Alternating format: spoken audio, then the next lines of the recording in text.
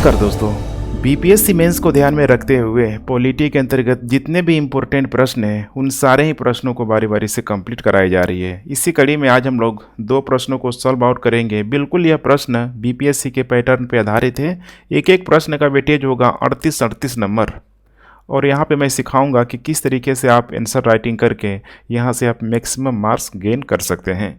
तो पहला प्रश्न आपके सामने है, राष्ट्रीय आपातकाल का प्रावधान संवैधानिक रूप से एकात्मक व्यवस्था की ओर उन्मुख है। अर्थात इमरजेंसी के समय बिल्कुल देखेंगे तो केंद्र एकात्मक व्यवस्था की ओर उन्मुख है, किस प्रकार से हो जाती है वो बताना है। और क्वेश्चन का दूसरा पार्ट है, आपातकाल की उद्घोषणा के दुरुपयोग को रोकने के लिए किस प्रकार से संविधान संशोधन किया गया था। 44वां संविधान संशोधन किया गया था। इसमें जो भी इम्पोर्टेंट जो प्रावधान शामिल किया गया है उसको आपको लिखते हुए आंसर कंप्लीट कर देना है। तो शुरुआत करना है आपको परिचय से। राष्ट्रीय आपातकाल के बारे में आपको एक शानदार परिचय देने की कोशिश करना है। इसमें कुछ आर्टिकल वगैरह की भी चर्चा जरूर करना है। उसके बाद से यहाँ भी बताना है कि ये कैसे यह एकात्मक व्यवस्था की ओर उन्मुख हो जाता है। अर्थात केंद्र पूरी तरीके से देखेंगे यहाँ पे तो राज्यों पे भारी पड़ते हुए नजर आएगा सारे ही के सारे मामलों में। उसके बाद से इसका दुरुपयोग को रोकने के लिए 44वां संविधान संशोधन लाया गया था जनता पार्टी की सरकार के द्वारा, जो कि 1977 में गठबंधन की सरकार बना हुआ था। और उन लोगों ने आते ही 44वां संविधान संशोधन कराया, जिसमें बहुत ही इम्पोर्टेंट यहाँ पे प्रोविज़न लाया गया था कि आगे चल के जो कि इंदिरा गांधी के द्वारा 1975 से 77 के दौरान जो इमरजेंसी लाया गया था वैसी गतिविधियां वैसी घटनाएं ना हो। तो यहाँ पे 44वें संविधान संशोधन के माध्यम से बहुत परिवर्तन लाने की कोशिश किया गया। उसके बाद से फाइनली आपको चेक एंड बैलेंस यहाँ पे निष्कर्ष दिखाना है। अब इस निष्कर्ष में आपको कोशिश करना है कि ये कह रहा है कि राष्ट्रीय आपात का प्रावधान संवैधानिक रूप से एकात्मक व्यवस्था की ओर उन्मुख है। तो बिल्कुल यहाँ पे सही है। अब लेकिन आपको दर्शाना है कि अगर ऐसा है तो क्या भारतीय संविधान के लिए ये उपयुक्त है कि नहीं है, ये वाकई में राज्यों के अधिकारों का हनन कर रहा है या फिर राज्यों की रक्षा कर रहा है। तो यहाँ पे चेक एंड बैलेंस निष्कर्ष आपको ज़रूर लिखना पड़ेगा। तो चलिए हम लोग यहाँ पे शुरुआत करते हैं आंसर राइटिंग का परिचय के रूप में। ठीक है, अब यहाँ पे देखेंगे आपातकाल, चूँकि यहाँ पे बातें चल रही हैं यहाँ पे इमरजेंसी की, तो इसके लिए जो भी यहाँ पे इम्पोर्टेंट आर्टिकल है, जैसे कि संविधान का यहाँ पे भाग का चर्चा कर सकते हैं। भाग 18 में पूरा इसमें दिया गया है। आर्टिकल की बात करें तो 352 से लेके 360 तक पूरा का पूरा जो डिटेलिंग किया गया है यहाँ पे इस इमरजेंसी से संबंधित बातों को रखा गया है। अब यह इमरजेंसी लिया कहाँ से गया है, तो यह जर्मनी के वाइमर गणतंत्र से या फिर जर्मनी के वाइमर संविधान से यहाँ पे लिया गया है। वाइमर संविधान से, ये वाइमर संविधान उस समय आया हुआ था प्रथम विश्व युद्ध के दौरान देखेंगे। ठीक है, जब यहाँ पे खासकर जब फ्रांस के द्वारा जो भी आरोप था, जो खतरनाक जो संधि थी थोपने का प्रयास किया गया था पेरिस शांति सम्मेलन में, तो उसी के बाद से देखेंगे तो जर्मनी में एक ढीलमुल आप कह सकते हैं, जर्मनी के छोटे छोटे जो क्षेत्र थे वहाँ से लोग सब के निकल के आया हुआ था। वाइमर संविधान, वाइमर गणतंत्र ये लोग बनाया हुआ था। काफ़ी चैलेंज था उस समय, खासकर प्रथम विश्व युद्ध के दौरान इन लोगों को जर्मनी का चलाना। अब यही वाइमर गणतंत्र की असफलता के बाद से ही देखेंगे तो हिटलर का पूरी तरीके से उदय होगा। खैर यहाँ पे हमारा वो टॉपिक नहीं है। तो वाइमर संविधान से यहाँ पे इस चीज़ को लिया गया है, इमरजेंसी को। इसमें होता क्या है, अगर हम लोग भारतीय परिप्रेक्ष्य में रख के बात करें तो यहाँ पे देखेंगे तो केंद्र सरकार को असामान्य परिस्थितियों में प्रभावी रूप से यह निपटने में मदद करता है। असामान्य परिस्थिति, चूँकि परिस्थितियाँ हर समान एक जैसी नहीं रहती है और इनको केंद्र के द्वारा ध्यान रखिएगा असामान्य परिस्थितियों में निपटने में मदद करता है। और जब असामान्य परिस्थितियाँ हैं, अगर केंद्र यहाँ पे निपट रहा है तो स्वाभाविक की बात है यहाँ पे कि जो केंद्र है सर्वशक्तिमान के रूप में हो जाता है, सर्वशक्तिमान के रूप में हो जाता है। अर्थात जो संघीय ढांचा है कमज़ोर होने लगती है। आप कह सकते हैं कि जो राज्य है बिल्कुल ही यहाँ पे केंद्र के अधीन हो जाती है, केंद्र के अधीन हो जाती है। अभी भी केंद्र के अधीन ही है, लेकिन पूर्णतः देखेंगे यहाँ पे तो केंद्र के यह अधीन हो जाएगी। और ऐसा यहाँ पे तर्क दिया जाता है कि ऐसा इसीलिए किया जा रहा है, ऐसा इसीलिए किया जाता है ताकि देश की यहाँ पे संप्रभुता, एकता, अखंडता सुरक्षा, लोकतांत्रिक प्रक्रिया को पूरी तरीके से बनाए रखा जा सके। अब इसी के लिए कुछ इम्पोर्टेंट जो आर्टिकल है, इन आर्टिकलों को आप चर्चा कर सकते हैं, आर्टिकल की चर्चा कर सकते हैं। जैसे कि आपातकाल से संबंधित 3 आर्टिकल है। पहला है यहाँ पे 352, दूसरा है यहाँ पे 356 और तीसरा है 360। अब आज जिसका हम लोग ठीक आंसर राइटिंग करने वाले हैं उसका संबंध बिल्कुल 352 से होगा, क्योंकि इसी का संबंध है नेशनल इमरजेंसी, राष्ट्रीय आपातकाल से, राष्ट्रीय आपातकाल से। और 356 हो जाएगा संवैधानिक विफलता, जब राज्यों में देखेंगे यहाँ पे ठीक है सरकार वगैरह नहीं बनती है तो उस समय राष्ट्रपति शासन लगा दिया जाता है। और 360 का संबंध हो जाएगा फाइनेंशियल ठीक है इमरजेंसी, वित्तीय आपातकाल से। तो हम लोग यहाँ पे देखेंगे आज इसी को 352 अर्थात नेशनल इमरजेंसी को। ठीक है, अभी तक देखा जाए पूरे भारत में तो 3 बार यह लगाया जा चुका है। एक तो 1962 में, और दूसरा हो जाएगा 1971 में, और तीसरा हो जाएगा यहाँ पे 1975 में, 1975 में। और 1975 में जब लगाया गया था तो उस समय देखिए यहाँ पे जो चुनाव हुआ था 1971 में, और जब इमरजेंसी लगा था तो 1971 का टाइम पीरियड हो गया था 1977 तक, अर्थात 6 साल का पूरा कार्यकाल आपको देखने के लिए मिलेगा, जबकि लोकतंत्र में अमूमन 5 ही साल का टाइम पीरियड होता है। तो इन सारे ही चीज़ों के बारे में हमको जानने का मौका मिलेगा, बिल्कुल मेरे साथ बने रहिए।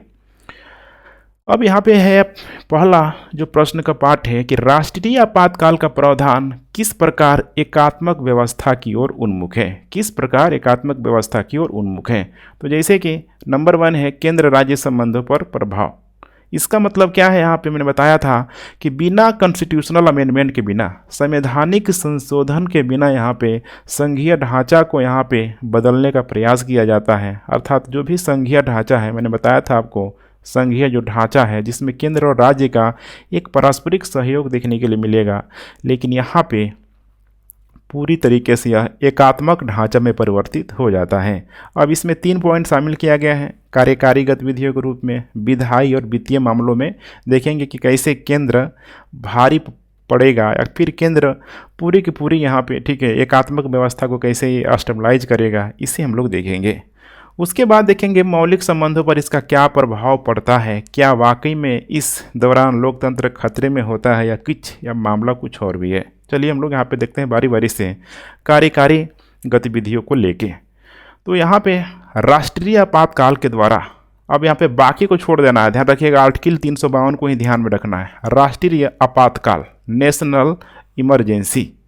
अब इसमें देखेंगे तो केंद्र की जो कार्यकारी शक्तियों का इसमें विस्तार किया जाता है, केंद्र की कार्यकारी शक्तियों का विस्तार किया जाता है। वैसे देखेंगे तो सामान्य मामले में, जबकि यहाँ पे इमरजेंसी नहीं लगा है, तो सामान्य जो मामलों में कुछ ही विषयों पर यहाँ पे जो केंद्र है राज्यों को, केंद्र जो है राज्यों को निर्देश यहाँ पे दे सकता है, केंद्र राज्यों को यहाँ पे निर्देश दे सकता है। खास कर देखेंगे तो जब समवर्ती सूची का विषय है, राज्य सूची के विषय में अगर देखा जाए तो राज्यों को ही यहाँ पे अधिकार होता है।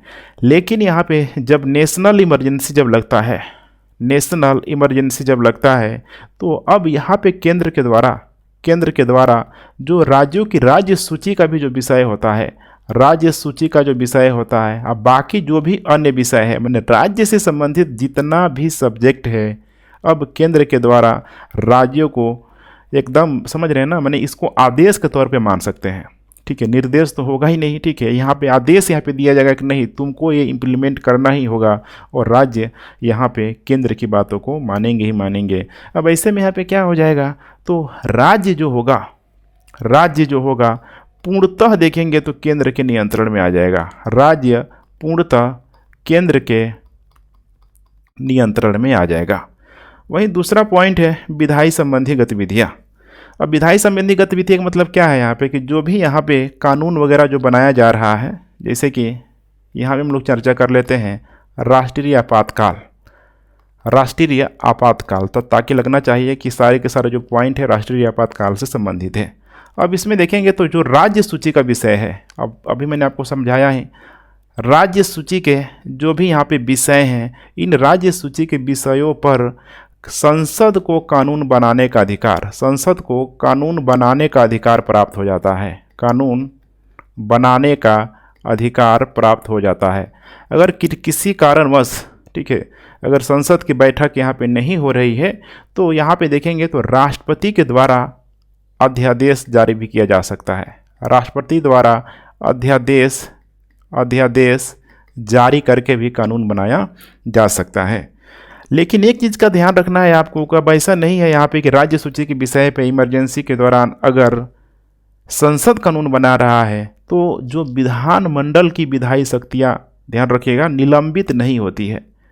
विधानमंडल की विधायी शक्ति ये नहीं कि खत्म हो गई, अब इसके बाद से कार्य नहीं करेंगे। विधायी जो शक्ति हो गई ये पूर्णतः निलंबित नहीं होती है, पूर्णतः निलंबित नहीं होती है, बल्कि यह संसद की शक्ति के अधीन आ जाती है, संसद की शक्ति के अधीन आ जाती है। और यहाँ भी देखेंगे तो पूरी तरीके से संविधान संघीय की बजाय एकात्मक की ओर आपको दिखाई देगा, एकात्मकता की तरफ यहाँ पे दिखाई देगा। ठीक है, तो यहाँ पे आपको देखने के लिए क्या मिल रहा है कि हर हाल में यहाँ पे देख रहे हैं, यहाँ पे तो जब तक इमरजेंसी का पीरियड रहेगा, नेशनल इमरजेंसी का पीरियड रहेगा, तो फिर ये समस्या यहाँ पे बनी ही रहेगी। राज्यों को बहुत अधिक यहाँ पे स्वायत्तता किसी भी मामले में नहीं होती है।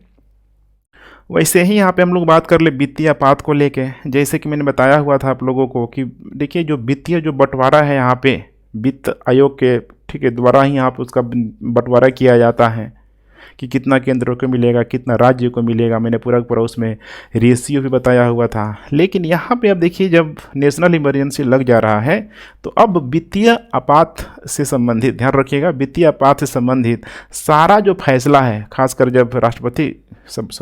जब नेशनल इमरजेंसी यहाँ पे लग जा रहा है तो सारा फैसला चला जाएगा राष्ट्रपति के पास, राष्ट्रपति के पास। अब ये जो राष्ट्रपति है एक केंद्र और राज्यों के बीच, केंद्र और राज्यों के बीच वित्त का, ध्यान रखिएगा, वित्त का अर्थात राजस्व का संवैधानिक वितरण करेगा, राजस्व का संवैधानिक वितरण करेगा। अब यहाँ पे आपको पता है यहाँ पे ये राष्ट्रपति का मतलब क्या है कि राष्ट्रपति यहाँ पे कोई भी डिसीजन लेने से पहले मंत्रिमंडल का सलाह लेगा। तो यही चीज़ आपको समझना है कि राजस्व का जब यहाँ पे संवैधानिक वितरण होगा तो अब यह निर्धारित करेगा कि जो केंद्र है किसी भी राज्य को कितना वित्त देगा, किसी भी राज्य को कितना वित्त देगा। तो इसमें केंद्र राज्यों को वित्त संबंधी गतिविधियों को कम भी कर सकता है, नियंत्रित भी कर सकता है, या फिर उसको यहाँ पे निरस्त भी कर सकता है। तो समझिए कितना खतरनाक टाइम पीरियड होगा अगर केंद्र से राज्यों को पैसा ही नहीं मिलेगा। ठीक है, तो यहाँ पे राजस्व का संवैधानिक वितरण, ठीक है, यहाँ पे संशोधित किया जाता है किसके द्वारा? तो राष्ट्रपति के द्वारा यहाँ पे किया जाता है। क्योंकि जो भी इमरजेंसी है, ठीक है, चाहे 352 की बात कर लें, 352, 356, 360, ये सारी के सारी जो इमरजेंसी है राष्ट्रपति के द्वारा ही यहाँ पे लगाया जाता है। अब यहाँ पे थोड़ा सा आप लोग समझने का प्रयास कीजिए कि जो राष्ट्रीय जो आपातकाल है, ध्यान रखिएगा, जो राष्ट्रीय जो आपातकाल है संसद के कार्यकाल में एक बार में 1 वर्ष के लिए बढ़ाया जा सकता है। एक बार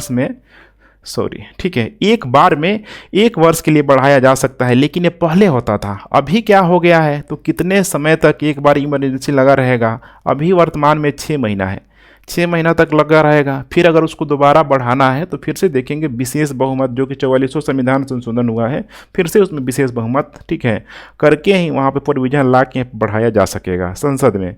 लेकिन पहले ऐसा नहीं था, ठीक है, पहले था कि एक बार में संसद के कार्यकाल को एक बार में 1 वर्ष के लिए यहाँ पे, ठीक है, बढ़ाया जा सकता है राष्ट्रीय आपातकाल को।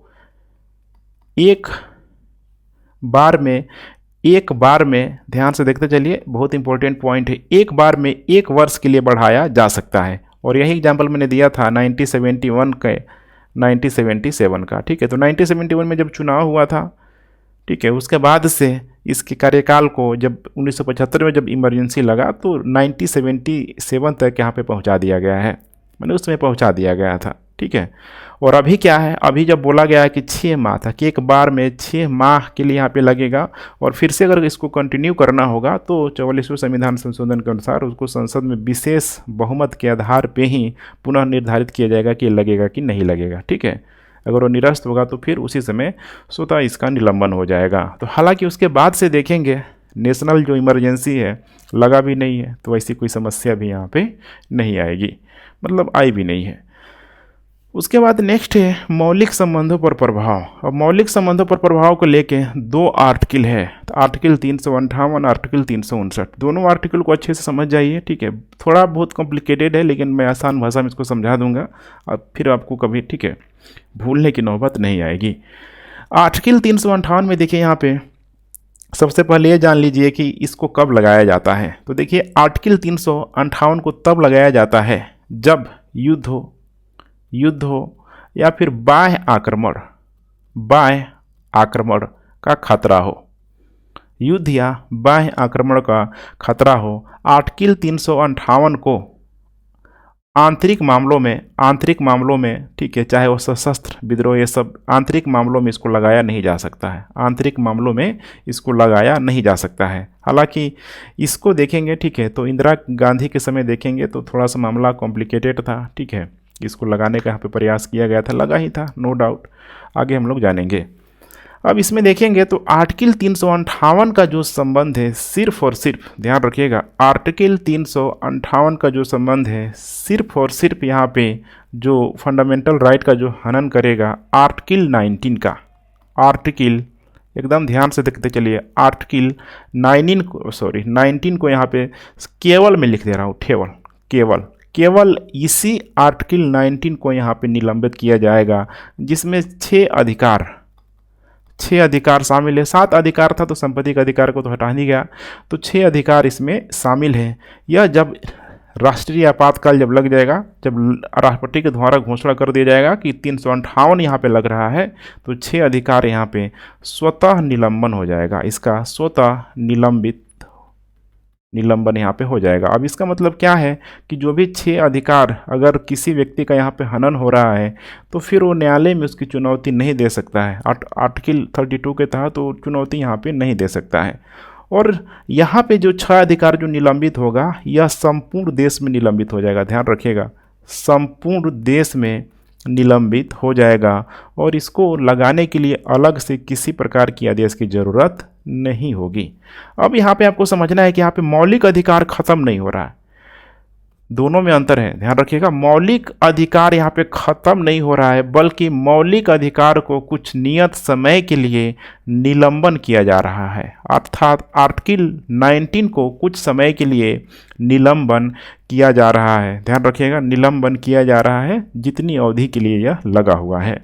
और इसकी जो चुनौती है न्यायालय में ध्यान रखिएगा नहीं दी जा सकती है, कभी भी इसकी चुनौती इसका उल्लंघन होने पर नहीं दी जा सकती है, ठीक है। तो इसे आप लोग ध्यान रखिएगा। और जैसे ही अब नेशनल इमरजेंसी यहाँ पे ख़त्म हो जाएगा तो पुनः ये स्वतः यहाँ पे आर्टिकल 29 एक्टिवेट हो जाएगा, पुनः यहाँ पे लागू हो जाएगा, ठीक है। तो ध्यान रखिएगा। अब यहाँ पे राज्यों को पूरा अधिकार दिया जाता है, राज्यों को अधिकार दिया जाता है कि इसको मेंटेन करने के लिए, मैनेज करने के लिए जो भी कार्यवाही कदम है यहाँ पे, चूँकि नेशनल इमरजेंसी लगा हुआ है, कार्यवाही जो कदम है इसके लिए उठा सकती है, राज्य बिल्कुल स्वतंत्र है। अब ये सबसे जो खतरनाक वाला है ये है आर्टिकल 359। अब इसको दोनों ही मामलों में लगाया जा सकता है। ये एक तो यहाँ पे बाह्य आक्रमण हो गया, बाह्य आक्रमण, या फिर यहाँ पे युद्ध हो गया, या फिर यहाँ पे हो सकता है आंतरिक मामला में जो भी गड़बड़ी है तो इसके तहत भी इसको लगाया जा सकता है। अब ये बहुत खतरनाक है, थोड़ा समझने का प्रयास कीजिए। आर्टिकल 359 में यह बताया जाता है कि जब भी राष्ट्रपति के द्वारा यह जब लगाया जाएगा तो यह राष्ट्रपति इसमें आदेश देगा, राष्ट्रपति इसमें बताएगा कि कौन कौन से फंडामेंटल राइट, कौन कौन से मूल अधिकार ख़त्म किया जाएगा, फंडामेंटल राइट ख़त्म किया जाएगा। अब याद करिए इमरजेंसी पीरियड, ठीक है, 1975 का। जब 1975 में जब लगा था यहाँ पे, तो सोचिए आर्टिकल 19 को तो ख़त्म किया ही गया था। आर्टिकल 20 समझिए, जीवन जीने की आज़ादी, स्वतंत्रता की आज़ादी, ये सारा का सारा यहाँ पे आर्टिकल 20 और 21 इतना इम्पोर्टेंट है, इसको यहाँ पे ख़त्म कर दिया गया था। अगर उस समय किसी की यहाँ पे जान भी ले लिया जाए, उसकी हत्या भी कर दी जाती, तो यहाँ पे कोई पूछने वाला नहीं था, क्योंकि ये इतना खतरनाक था। अब यही सबसे बड़ी समस्या था, इंदिरा गांधी के समय ये लाया गया था। और जस्ट, ठीक है, 44वां संविधान संशोधन जब यहाँ पे सरकार चेंज हो गई, क्योंकि 1975 से, ध्यान से आप लोग देखते चलिए, 75 से 77 तक लगा हुआ था। और जैसे ही इमरजेंसी यहाँ पे हटा, पुनः यहाँ पे चुनाव की घोषणा हो गई और उसमें इंदिरा गांधी को हार का सामना करना पड़ा। और उस समय यहाँ पे जनता पार्टी की, गठबंधन की सरकार थी, लेकिन इस समय जनता पार्टी की यहाँ पे सरकार आ गई।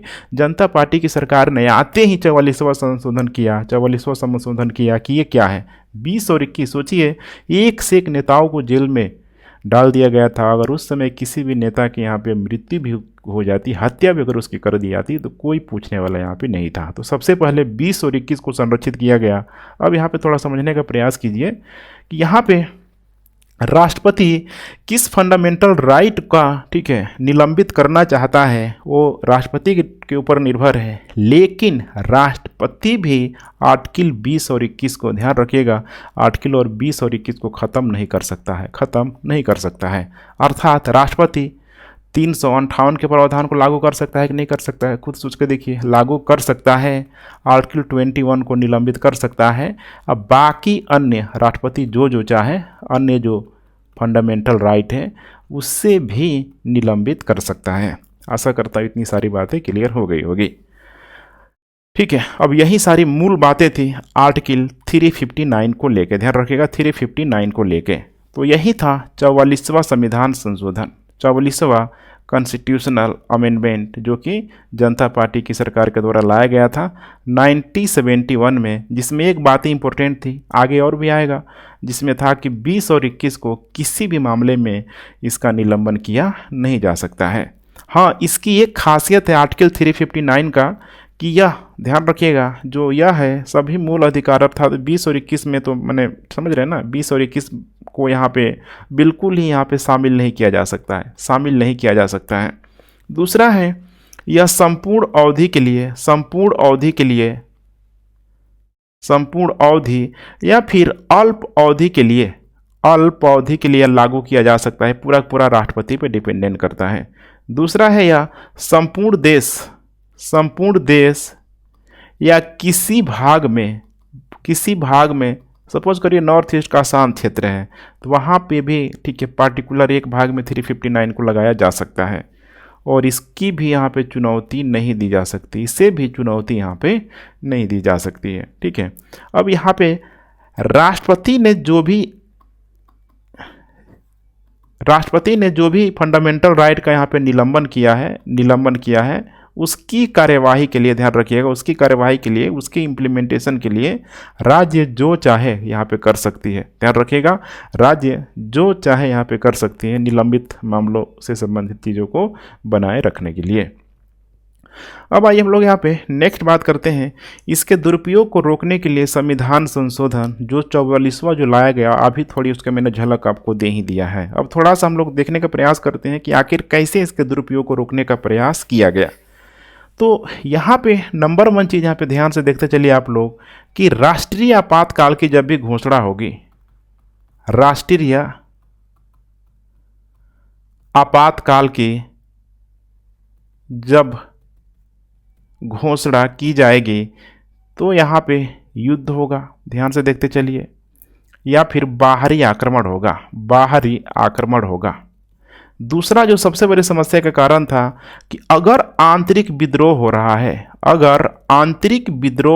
है, तो यहाँ पे नेशनल इमरजेंसी को नहीं लगाया जाएगा। आंतरिक विद्रोह हो रहा है, और आंतरिक विद्रोह में ध्यान रखिएगा, अगर सशस्त्र विद्रोह हो रहा है, तब जाके नेशनल इमरजेंसी लगेगा। इसी चीज़ को सबसे बड़ी लेके समस्या थी। और यही पहले नहीं था, आंतरिक विद्रोह यहाँ पे हुआ था इंदिरा गांधी के समय, और उस समय नेशनल इमरजेंसी लगा दिया गया था। तो यहाँ पे इसको क्लियर किया गया कि देखिए, अगर मान लीजिए कोई एंटी पार्टी है यहाँ पे, ठीक है, सरकार की नीतियों के खिलाफ अगर मतलब विरोध कर रही है उसका, तो थोड़े कि आप उसमें नेशनल इमरजेंसी लगा देंगे। समस्या थी यहाँ पे। लेकिन अब इसमें क्लियर कर दिया गया कि सशस्त्र विद्रोह जब तक नहीं होगा नेशनल इमरजेंसी नहीं लगेगा, सिर्फ और सिर्फ आंतरिक विरोध, ठीक है, आंतरिक विद्रोह के बल पे नहीं लगाया जाएगा। दूसरा यहाँ पे थोड़ा सा और अच्छे से देखने का इसका प्रयास कीजिए, क्योंकि एक एक पॉइंट को आपको एग्जाम में इसमें लिखना है कि केवल और केवल, एक शब्द लगा है केवल, केवल मंत्रिमंडल के जो भी यहाँ पे लिखित, समझ रहे हैं ना, अगर लिखित जो कह सकते हैं कि जो प्रावधान जो दिया गया है मंत्रिमंडल के द्वारा, या फिर संसद को भी शामिल कर सकते हैं यहाँ पे, कि केवल मंत्रिमंडल या कैबिनेट को भी इसमें शामिल किया जा सकता है, ठीक है। तो केवल मंत्रिमंडल के लिखित सलाह के आधार पे ही यहाँ पे राष्ट्रपति के द्वारा यहाँ पे राष्ट्रीय आपातकाल की घोषणा की जाएगी, राष्ट्रीय आपातकाल की घोषणा की जाएगी। क्योंकि 1975 में ऐसा नहीं हुआ था, इंदिरा गांधी ने डायरेक्ट ही यहाँ पे, मैंने माना जाता है इंदिरा गांधी ने यहाँ के, ठीक है, घोषणा कर दिया कि भाई अब देश में राष्ट्रीय आपातकाल लग रहा है। तो थोड़ा सा यहाँ पे मामला को और अधिक कॉम्प्लिकेटेड करने का प्रयास किया गया ताकि फ्यूचर में इस तरह की गतिविधियाँ ना हो। तीसरा यहाँ पे बोला गया कि दोनों सदनों के द्वारा विशेष बहुमत का अनुमोदन होना ही चाहिए 1 महीने के भीतर। जैसे राष्ट्रपति शासन लग गया तो 1 महीने के भीतर, 1 महीने के भीतर संसद के दोनों सदनों से विशेष बहुमत पारित होना जरूरी है, विशेष बहुमत पारित होना जरूरी है। और ये जब विशेष बहुमत पारित होगा तो यही लोग अनुमोदन करेगा इसका अनुमोदन करेगा कि यह लगा है तो ठीक है, या फिर इसको निरस्त किया जाए। अब पहली बार में इसमें बोला गया कि सिर्फ और सिर्फ पहली बार में 6 महीना के लिए, मैक्सिमम 6 महीना या कहीं कहीं 1 साल देखने के लिए मिल जाएगा, मैंने मैक्सिमम 6 महीना से 1 साल के लिए एक बार में यहाँ पे लगाया जाएगा।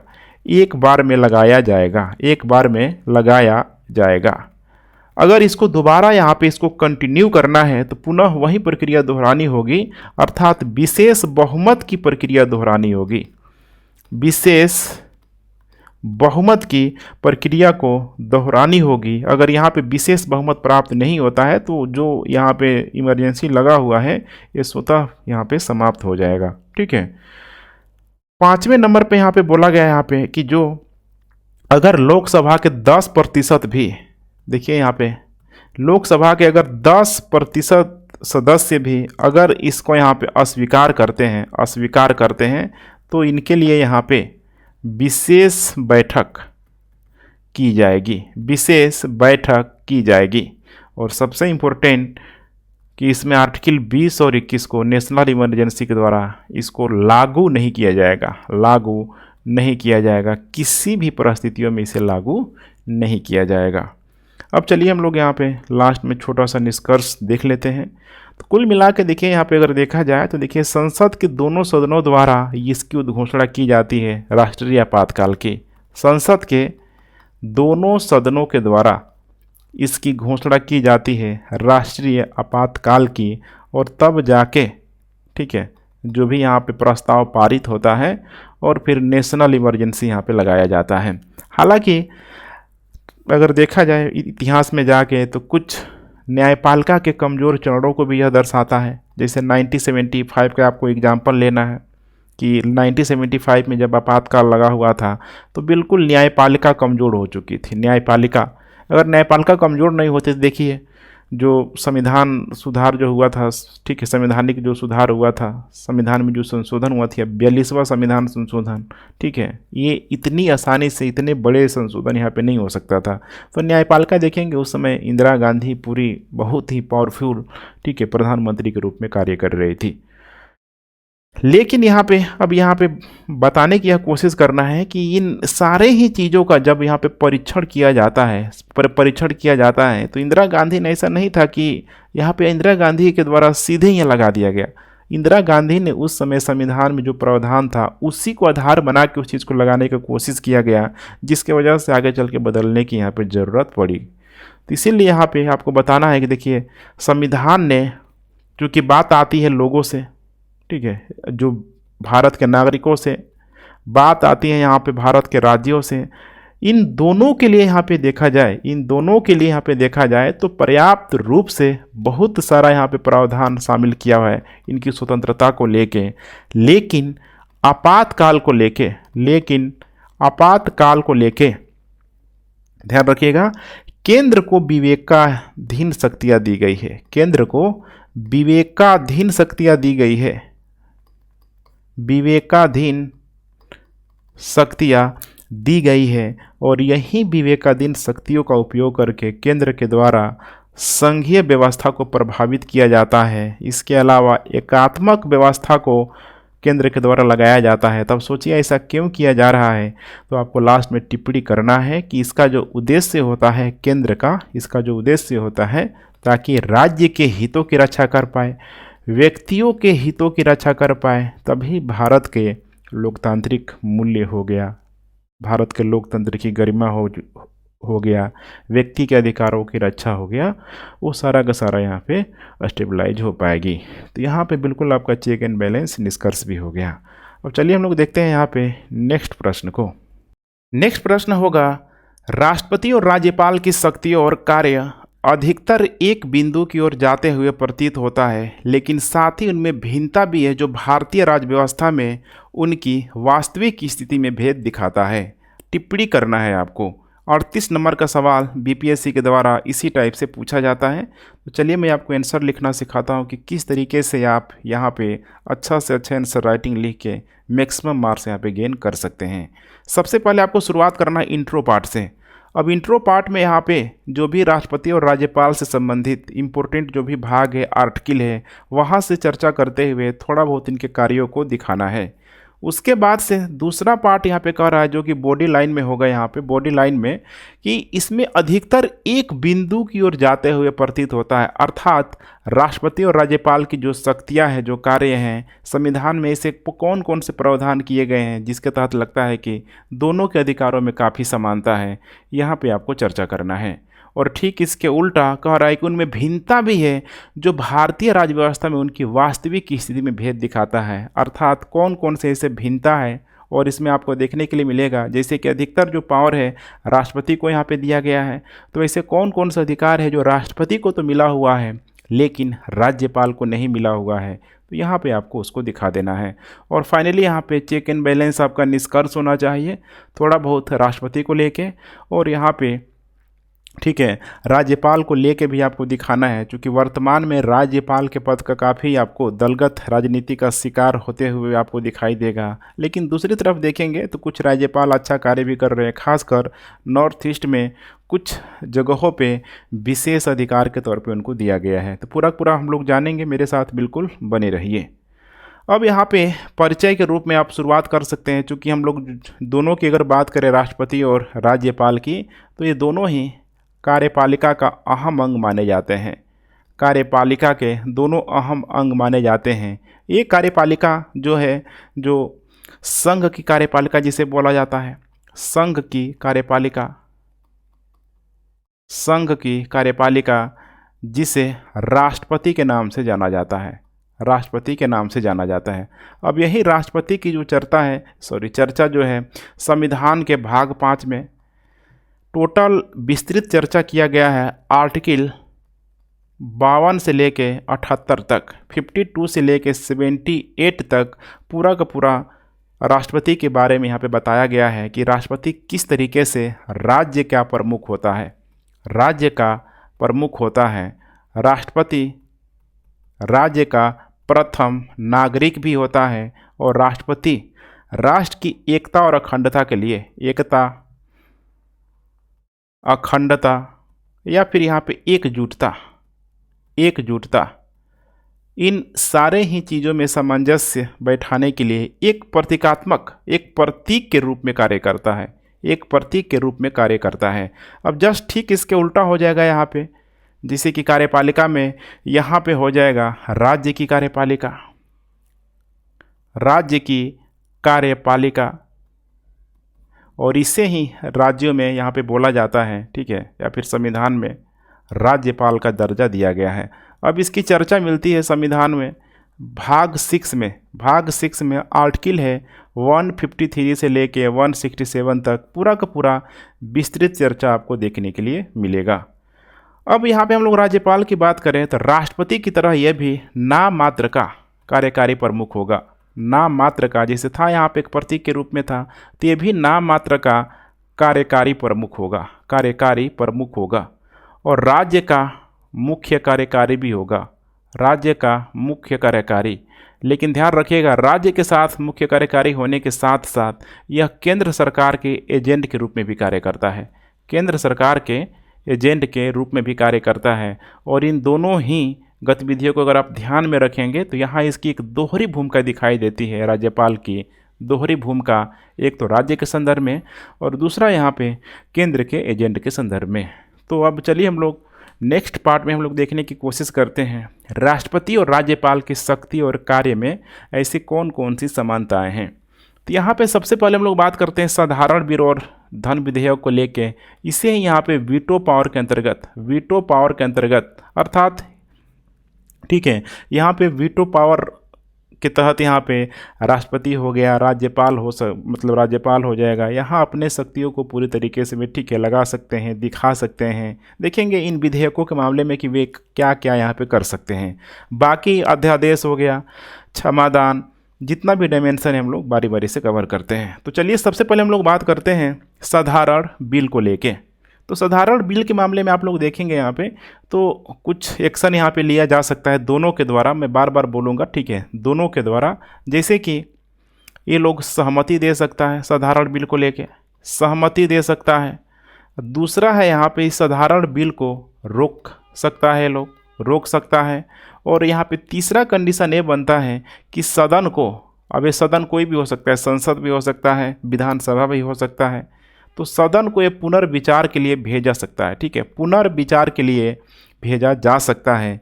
लेकिन एक चीज़ ध्यान रखिएगा कि अगर कोई भी सदन हो, चाहे वो, ठीक है, मतलब विधानमंडल हो या फिर संसद हो, अगर यह सदन के द्वारा पुनः पारित करके, सदन के द्वारा पुनः पारित करके उसी विधेयक को वापस अगर राष्ट्रपति या राज्यपाल के पास अगर भेजा जाता है तो इनके पास दो ऑप्शन होता है। पहला तो ये लोग स्वीकृति दे देगा कि चलो ठीक है, हमने मान लिया। और दूसरा यहाँ पे ध्यान रखिएगा, दूसरा ये अपने पास रख सकता है, रख सकता है उस विधेयक को। अब यहाँ पे जो रख सकने का ही जो अधिकार है, इसी को यहाँ पे बोला जाता है वीटो पावर, वीटो पावर। अब ये जो वीटो पावर है, यहाँ पे लगभग देखा जाए भारतीय संविधान में 4 प्रकार के वीटो पावर का जिक्र किया गया है, 4 प्रकार के वीटो पावर का जिक्र किया गया है। पहला किया गया यहाँ पे अत्यंतिक वीटो, अत्यंतिक वीटो। दूसरा है यहाँ पे विशेषित वीटो, विशेषित वीटो। तीसरा है यहाँ पे निलंबनकारी वीटो, निलंबनकारी। और सबसे खतरनाक ये है पॉकेट वीटो, पॉकेट वीटो, अर्थात राष्ट्रपति और राज्यपाल के लिए बहुत ही अहम रोल प्ले करने वाला है पॉकेट वीटो। इसमें, ठीक है, हमने जेबी वीटो भी इसे बोला जाता है, लोग अपने जेब में भी रख सकता है किसी भी विधेयक को एक अनिश्चित काल के लिए। तो कुछ इंपॉर्टेंट चीज़ें था ये साधारण विधेयक को लेके। दूसरा है यहाँ पे धन विधेयक को लेके। धन विधेयक को लेके अगर आप लोग यहाँ पे देखेंगे तो बिना इन दोनों की पूर्वानुमति से, ध्यान रखिएगा, बिना इनके पूर्वानुमति से, अर्थात धन विधेयक को जब भी यहाँ पे सदन में प्रस्तुत करना होगा तो सबसे पहले इन दोनों का यहाँ पे अनुमति यहाँ पे लेना ही पड़ेगा, तभी जाके उसको सदन में प्रस्तुत किया जाएगा। अब धन विधेयक को लेके दोनों ये लोग, ठीक है, सहमति भी दे सकता है, असहमति भी यहाँ पे दे सकता है, असहमति भी यहाँ पे दे सकता है।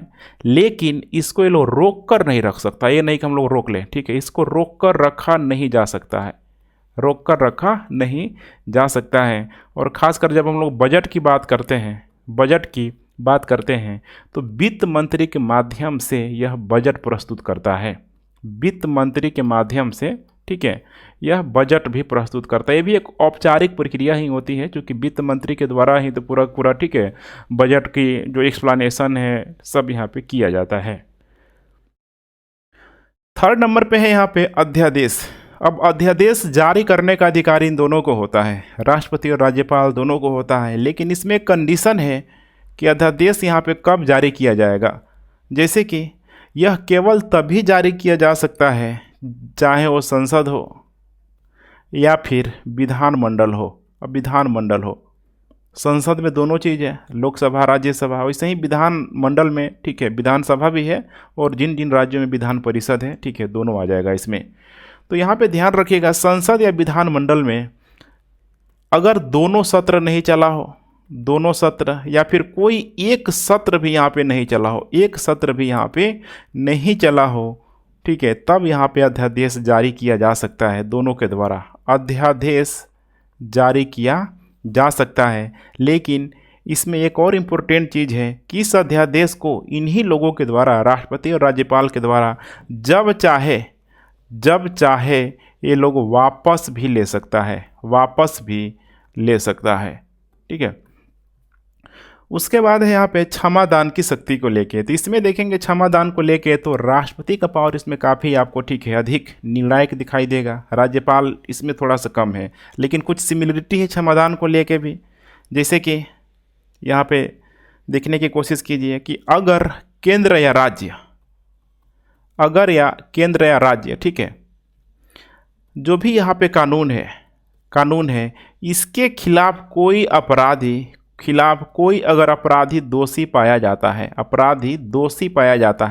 अब ये दोषी सिद्ध करने का अधिकार ठीक है जो भी यहाँ पे न्यायालय है, न्यायालय के द्वारा अगर इसको दोषी यहाँ पे सिद्ध कर दिया गया है, तो यहाँ पे इन दोनों में जो सिमिलरिटी है इसकी सज़ा को लेके, जो भी यहाँ पे ठीक है दोषी पाया गया इसको सज़ा दिया जाएगा। अब इसकी सज़ा को लेके ये लोग क्या क्या कर सकता है, दोनों ये लोग क्षमा कर सकता है, उसको क्षमा कर सकता है, लेकिन सज़ा की गंभीरता पे निर्भर करती है। जैसे कि अगर किसी को मृत्यु दंड अगर दिया है तो फिर उसको राज्यपाल के द्वारा क्षमा नहीं किया जा सकता है, क्षमा किया जा सकता है रोककर, ठीक है रोककर रखा जा सकता है कि अब अभी इसको सज़ा नहीं देना है। उसके बाद यहाँ पे राहत भी दिया जा सकता है, निलंबन भी किया जा सकता है कुछ मामलों में। उसके बाद इसको कम भी किया जा सकता है, तो ये कुछ ऐसे अधिकार है जो दोनों को यहाँ पे अधिकार प्राप्त है। लेकिन मैं बार बार बोलूँगा कि इसमें राष्ट्रपति का जो अधिकार है बहुत अधिक है, जो हम लोग ठीक है जो अगला जो पार्ट है उसका ठीक है क्वेश्चन का, उसमें हम लोग देखने का प्रयास करेंगे। उसके बाद 5वें नंबर पे है यहाँ पे कार्यकारी शक्ति को लेके। अब इसमें क्या है तो देखिए यहाँ पे कार्यकारी शक्ति को लेके, चाहे हम लोग बात कर ले केंद्र की या फिर राज्य की, ये वही चीज़ है संसद और ठीक है विधानमंडल। तो इसमें देखेंगे ना यहाँ पे तो कोई भी यहाँ पे कार्य होगा, चाहे वो केंद्र में होगा चाहे वो राज्य में होगा, जितना भी औपचारिक जो क्रिया है सब इन्हीं लोगों के नाम पे होता है, माने इसी के नाम पे यहाँ पे होता है, चाहे राज्यपाल हो चाहे वो राष्ट्रपति के नाम हो। क्योंकि यहाँ पे शासन संबंधी जो कार्य होगा सब इन्हीं लोगों के माध्यम से किया जाता है, भले ही औपचारिक ही क्यों ना हो। बार बार यहाँ पे राष्ट्रपति का नाम आएगा, बार बार राज्यों में राज्यपाल का नाम आएगा। इसके अलावा इन लोगों के द्वारा नियम बनाया जा सकता है, कोई भी यहाँ पे नियम बनाया जा सकता है, राष्ट्रपति राज्यपाल दोनों के द्वारा बनाया जा सकता है, ताकि जो सरकार है या फिर मंत्री सहज रूप से कार्य कर सके। उसके बाद है यहाँ पे विधायी शक्ति को लेके। अब विधायी शक्ति को लेके देखेंगे तो सबसे पहले हम लोग बात कर ले संसद या विधानमंडल को लेके। तो इन लोगों के पास देखिए इतना शक्ति होती है कि लोग संसद या विधानमंडल का सत्र अवसान कर सकता है, इसके अलावा इसको लोग ठीक है भंग कर सकता है, इतनी इनके पास विधायी शक्ति होता है। इसके बाद से जितना भी चुनाव होता है, जैसे प्रत्येक आम चुनाव के बाद आप लोग देखते होंगे कि इसमें ठीक एक बैठक होती है सत्र के प्रारंभ में, तो उसको संबोधन जो करता है इन्हीं दोनों के द्वारा, अर्थात राष्ट्रपति या राज्यपाल के द्वारा किया जाता है। जैसे केंद्र में हो रहा है लोकसभा का चुनाव हो रहा है, पहली बैठक होगा, तो फिर सत्र को जो संबोधन होगा राष्ट्रपति के द्वारा किया जाएगा। वैसे ही राज्यों में राज्यपाल के द्वारा किया जाएगा। ठीक है, इसके अलावा एक और काम है चुनाव से हट के, जैसे कि प्रत्येक वर्ष के पहले जो भी यहाँ पे, ठीक है, सत्र का प्रारंभ होगा, इसमें भी ये लोग संबोधन करेंगे, इसमें भी ये संबोधन करेंगे। नया साल होता है ना, नया साल में जैसे ही सत्र का प्रारंभ होगा तो उसमें राष्ट्रपति अपना संबोधन करेगा। इसके अलावा इसमें ये भी लोग देखेगा कि कोई भी लंबित विधेयक है जो लगता है उनके नज़र में आ गया, फिर लोगों के लिए बहुत ही यहाँ पे ज़रूरत है, तो लंबित विधेयक को ये लोग, ठीक है, संसद या विधानमंडल में ये लोग संदेश भेज सकता है कि इस पे कार्य यहाँ पे होना चाहिए, या फिर आगे की प्रक्रिया को इसके लिए, ठीक है, जो भी, ठीक है, नियम कानून है उसके तहत इसको, ठीक है, आगे का प्रोसेस स्टार्ट किया जाए।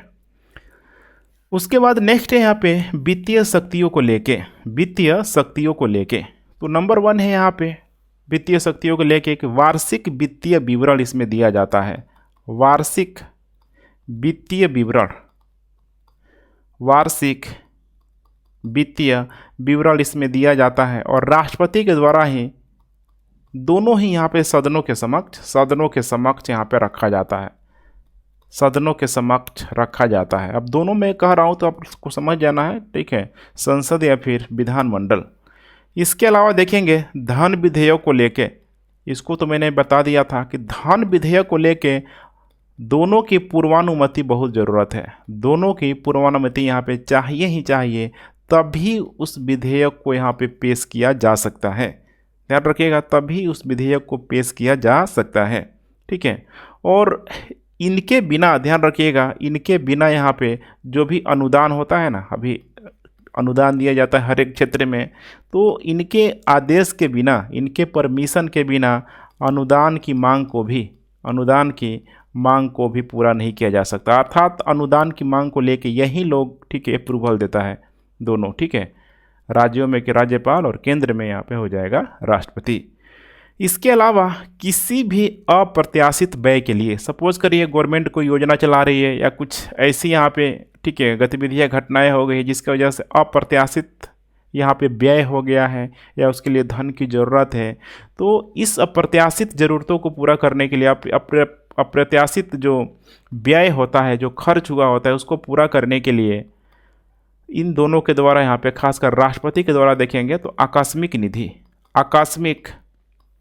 निधि से यहाँ पे अग्रिम दिया जाता है, ताकि ये जो भी अप्रत्याशित व्यय हुआ है उसकी पूर्ति यहाँ पे हो सके। इसके अलावा जो राष्ट्रपति के द्वारा देखेंगे या फिर राज्य में राज्यपाल के द्वारा, तो हर वर्ष यहाँ पे, खासकर यहाँ पे हर एक 5 वर्ष में वित्त आयोग का इन लोगों के द्वारा गठन भी किया जाता है। नेक्स्ट है यहाँ पे देखिए क्वेश्चन का दूसरा पार्ट, राष्ट्रपति और राज्यपाल की शक्ति और कार्य में भिन्नता क्या क्या है। अब इसमें जो भी आपको 6 पॉइंट दिखाई दे रहा है, इसमें हर एक जो अधिकार है, ठीक है, वो राष्ट्रपति को ही मिलेगा, राज्यपाल इसमें बिल्कुल 0 हो जाएगा। तो थोड़ा सा देखते हैं। नंबर 1 है यहाँ पे विधेयक के आरक्षण को लेके। जैसे कोई भी विधेयक है, अब सपोज करिए यहाँ पे अगर हम लोग राज्यपाल की बात करें, अगर उसके पास कोई यहाँ पे विधेयक चाह रहा है, जैसे कि धन विधेयक या फिर यहाँ पे साधारण विधेयक, इन दोनों ही मामले में अगर राज्यपाल को लगता है कि कुछ डाउट है और डिसीजन लेने में, ठीक है, पूरा का पूरा मतलब कैपेबल यहाँ पे नहीं है, तो इन दोनों ही मामलों में राज्यपाल राष्ट्रपति के विचार के लिए उस विधेयक को आरक्षित कर देगा। ठीक है, राष्ट्रपति के, ध्यान रखिएगा, राष्ट्रपति के विचार के लिए उस विधेयक को आरक्षित कर लेगा, अर्थात स्वयं डिसीजन यहाँ पे नहीं लेगा। लेकिन वही अगर हम लोग बात करें राष्ट्रपति के साथ, तो राष्ट्रपति के साथ ऐसा नहीं है, इसके विवेक अधिकार पे यह निर्भर करता है, ये किसको देगा ऊपर है, तो स्वयं ही समझिए कि राष्ट्र का प्रमुख है। दूसरा हो जाएगा मृत्यु दंड और मार्शल लॉ को लेके। ठीक है, मार्शल लॉ को सेना का जो कानून होता है, तो यहाँ पे देखेंगे, खासकर यहाँ पे हम लोग बात कर लें राज्यपाल की, तो यह मृत्यु दंड को, बहुत इंपॉर्टेंट पॉइंट है, प्रीलिम्स में ये प्रश्न बनाया जाता है, मृत्यु दंड को राज्यपाल यहाँ पे माफ़ नहीं कर सकता है, लेकिन मृत्यु दंड को यहाँ पे राष्ट्रपति के द्वारा माफ़ किया जा सकता है, राष्ट्रपति के द्वारा यहाँ पे माफ़ किया जा सकता है। अब यहाँ पे थोड़ा समझने की कोशिश कीजिए। सपोज करिए कि एक राज्य के द्वारा, ठीक है, या समझ रहे हैं ना, एक राज्य के द्वारा अगर किसी व्यक्ति को, एक राज्य मतलब कौन हो जाएगा, सपोज करिए हाई कोर्ट ही यहाँ पे, किसी राज्य के हाई कोर्ट के द्वारा यहाँ पे मौत की सज़ा यहाँ पे दे दिया गया, फांसी की सज़ा हो गया, ठीक है। अब यहाँ पे अगर कोई व्यक्ति वो दूसरे राज्य का है, तो वहाँ के राज्यपाल ने, या फिर किसी दलगत राजनीति, ठीक है, पार्टी से संबंध रखता है, तो पता चले कि वहाँ के राज्यपाल के द्वारा फिर दूसरे राज्य के राज्यपाल के द्वारा उसको यहाँ पे जो सज़ा था उसको माफ़ कर दिया गया। कैसी सज़ा? मौत की जो सज़ा थी, मृत्यु जो दंड था, माफ़ कर दिया गया। तो ये थोड़ा मामला अजीब है ना, ऐसे तो फिर समस्या हो जाएगी यहाँ पे। तो हर चीज़ आपको समझना है कि आखिर ऐसा क्यों नहीं किया गया है, ठीक है। संविधान सभा के सदस्य बहुत ही वेल टैलेंट, समझ रहे हैं ना, पूरे विश्व के संविधान को खंगाल के बनाया हुआ है, तो लूप होल जल्दी आपको मिलेगा नहीं भारत के संविधान में, ठीक है। तो यहाँ पे राज्यपाल मृत्युदंड में ध्यान रखिएगा, ठीक है, मृत्युदंड को माफ़ नहीं कर सकता है। दूसरी तरफ हम लोग बात करें अगर मार्शल लॉ की, मार्शल लॉ जिसे बोला जाता है, मार्शल लॉ अर्थात सेना का न्यायालय, बहुत ही स्ट्रिक्ट रूल होता है, यहाँ पे फॉलो करना ही करना होता है। अगर सपोज करिए किसी भी व्यक्ति को, या फिर कोई भी सेना का कोई अधिकारी है, सेना का कोई जवान है, अगर कोई ऐसा उसको दंड मिला है, तो उस दंड को, ध्यान रखिएगा, उस दंड को सिर्फ और सिर्फ राष्ट्रपति के द्वारा ही कंट्रोल किया जा सकता है, सीमित किया जा सकता है। किसके द्वारा? राष्ट्रपति के द्वारा।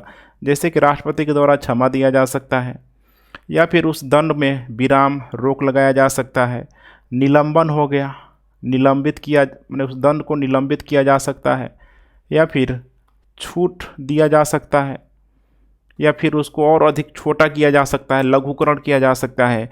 तो ये जो कार्य करने का अधिकार है सिर्फ और सिर्फ यहाँ पे प्रेसिडेंट के पास होगा, ना कि गवर्नर के पास होगा। उसके बाद नेक्स्ट है संवैधानिक विवेकाधीन की शक्ति। जैसे यहाँ पे आपको ध्यान देना है, राज्यपाल की अगर हम लोग बात करें, तो कोई भी यहाँ पे विधेयक है, कोई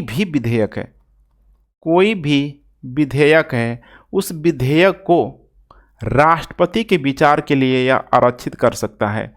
राष्ट्रपति के विचार के लिए गवर्नर आरक्षित कर सकता है। और दूसरा कंडीशन, जब राज्यों में राष्ट्रपति जब शासन लगाना हो राष्ट्रपति के नाम से, उसके पहले ध्यान रखिएगा, घोषणा करने से पहले या राज्यपाल के द्वारा यहाँ पे जरूर ही राष्ट्रपति की यहाँ पे, ठीक है, सिफारिश यहाँ पे की जाएगी। अर्थात जो भी राय मशवरा है वो राष्ट्रपति से लेगा ही लेगा। लेकिन बहुत मामले में यहाँ पे होता नहीं है, राज्यपाल उद्दंड हो जाता है, ठीक है, अपने अधिकारों का, आज फिर संविधान ने जो उसको अधिकार नहीं दिया उसका दुरुपयोग करने लगता है। तो ये समस्या है, महाराष्ट्र वगैरह में हम लोगों ने यहाँ पर देखा भी था। लेकिन ये जो मामला है, ठीक है, राष्ट्रपति के साथ ऐसा कुछ नहीं है, ध्यान रखिएगा, राष्ट्रपति के साथ ऐसा कुछ नहीं है। उसके बाद चौथे नंबर पे है कूटनीतिक शक्तियों को लेके। अब देखते होंगे यहाँ पे कि राष्ट्रपति है, पूरे विश्व का भ्रमण करते हैं। चाहे हम लोग बात कर ले अंतर्राष्ट्रीय संबंधों की, अंतर्राष्ट्रीय संबंध, या फिर जो भी अंतर्राष्ट्रीय यहाँ पे समझौता हो रहा है, इसमें यहाँ पे प्रेसिडेंट जो है पूरी तरीके से भारत का प्रतिनिधित्व करता है। अब लेकिन ये यहाँ पे हो सकता है कि भारत का जो प्रतिनिधित्व कर रहा है, कोई भी मान के चलिए संधि है, कोई भी समझौता है, तो उसको किस तरीके से इम्प्लीमेंट करना है, उस बातचीत को मैं यहाँ पे लिख दे रहा हूँ, उस बातचीत को किस तरीके से इम्प्लीमेंट करना है, ये यहाँ पे राष्ट्रपति स्वयं नहीं लेता है, बल्कि इसको लागू करने का अधिकार संसद को है। तो यहाँ पे राय मशवरा यहाँ पे राष्ट्रपति ले सकता है।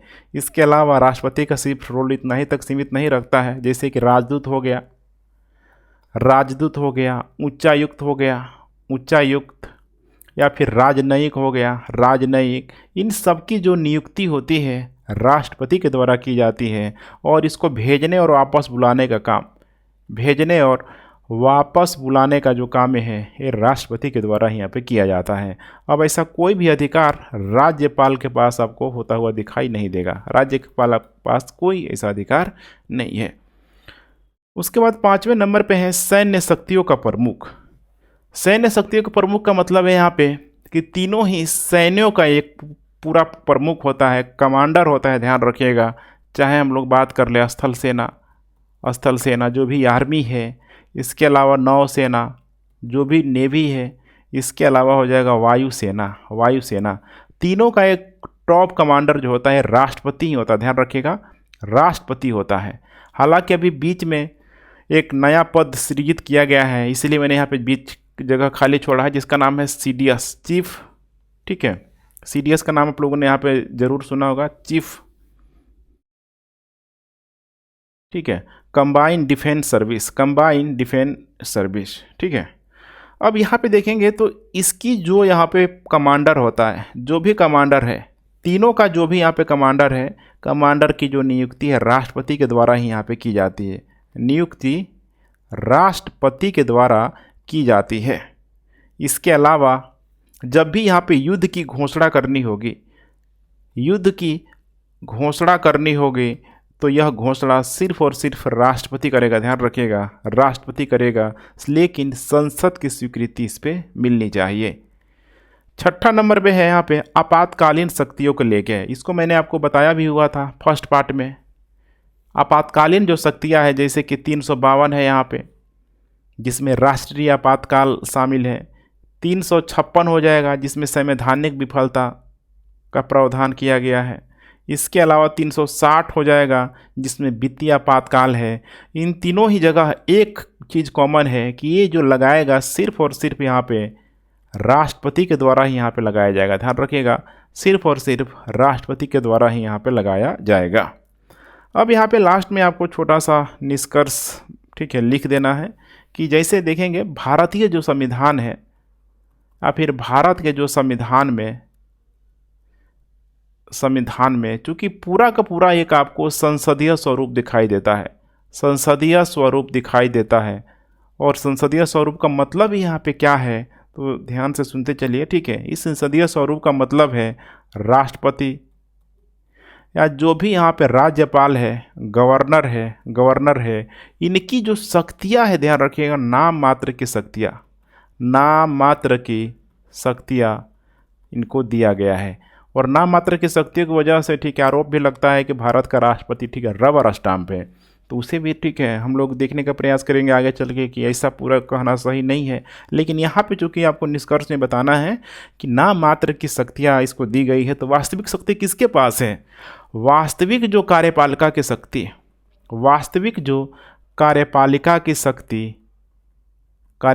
की जो शक्ति है वो यहाँ पे हो जाएगा प्रधानमंत्री के नेतृत्व में यहाँ पे हो जाएगा मंत्रिपरिषद में। वास्तविक शक्ति इन्हीं के पास होगी, ध्यान रखिएगा, इन्हीं के पास होगी। उसके बाद से अगर देखा जाए, ठीक है, इतना करके आपको बता देना है। ठीक है, उसके बाद देखा जाए तो हाल ही के दिनों में राज्यपाल के पद का दुरुपयोग होता हुआ दिखाई दिया है, राज्यपाल के पद का दुरुपयोग होता हुआ दिखाई देता है, जिसका वजह से ये माना जा रहा है कि वाकई में अगर राज्यपाल केंद्र सरकार का एजेंट है तो देखते हैं कि, ठीक है, इसमें आपको दिखाई भी देता होगा कि जो केंद्र में सरकार है वो ऐसे ही व्यक्तियों की नियुक्ति करके भेजती है जो पहले से ही उसका संबंध बहुत ही अच्छा है, तो किसी भी राज्य का राज्यपाल बना दिया जाता है। और ख़ासकर जहाँ विपक्षी दल की सरकार होती है वहाँ पे और अपने स्ट्रॉन्ग व्यक्ति को ही केंद्र सरकार के द्वारा भेजा जाने का प्रयास करता है।